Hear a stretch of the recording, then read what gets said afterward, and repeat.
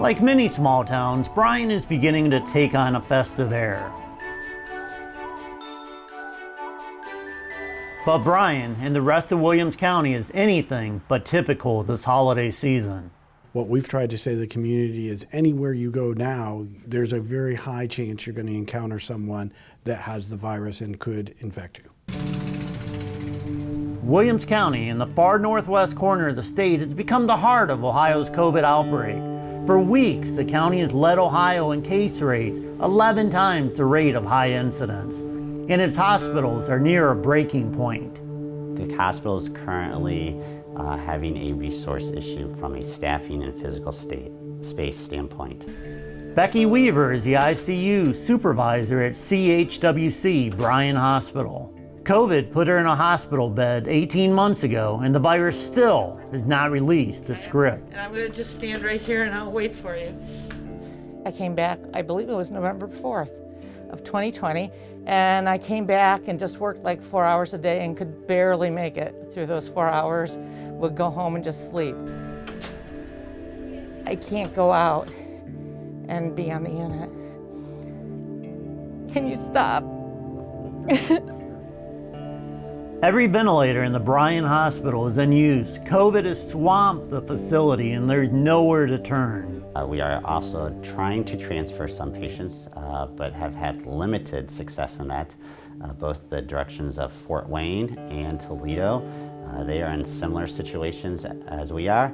This week, Williams County once again has the highest incidence rate in the state, but other counties in Northwest Ohio are under siege from the virus. Defiance, Allen, Van Wert counties, all among the worst in the state. What is one thing these counties have in common? Vaccination rates for Williams, Defiance, Allen, and Van Wert are well below the state average. I think that, we live in a very divided country at this time. I don't think anybody can ignore that. This particular virus happened to come along during that time period. Unfortunately, it is political for some folks and has been utilized in that way. And for some in the community, they simply don't trust the vaccine. I'm not against people getting vaccinated. I just chose not to yet. I'd rather wait until I see more studies on it and make sure it's more effective than what it is right now. Even though he knows the damage that the virus can do. I'm very concerned. I worry about my family's safety. My wife has had it, and I pray to God that she don't get it again. At CHWC Bryan Hospital, 80% of COVID patients have been unvaccinated since the hospital began tracking in August. It's frustrating for doctors. It's just extremely difficult to treat. You're sick for a long time, 3 weeks on average, and we don't have very good tools, medicines, for the COVID once you get it. So it's mainly supporting people through it with oxygen and sometimes BiPAP and sometimes ventilators to get them through it. But it's a long, depressing illness. And still, some patients refuse to admit the virus even exists. Recent patient in the hospital did not like going to the doctor very often, did not believe in the COVID vaccine, did not even believe the COVID was very serious. His sister got it. She died of COVID a matter of weeks ago, still would not get a vaccine, got sick with it himself.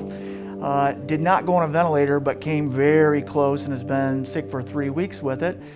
His spouse watched all this. Still, she did not believe it. She did not get vaccinated either, and she's in the room adjoining next to him now with COVID too. So, okay. But Weaver knows the enemy exists, and she has a message for those in her community who won't get vaccinated or even wear a mask, to those who simply think it's no big deal. I just implore people to please, please, please look at the big picture. It affects more than just you. It affects individuals, it affects families, and then we are so very busy. Our nurses are so tired. Our physicians are exhausted. Reporting in Williams County, this is Brian Duggar for WTUL 11.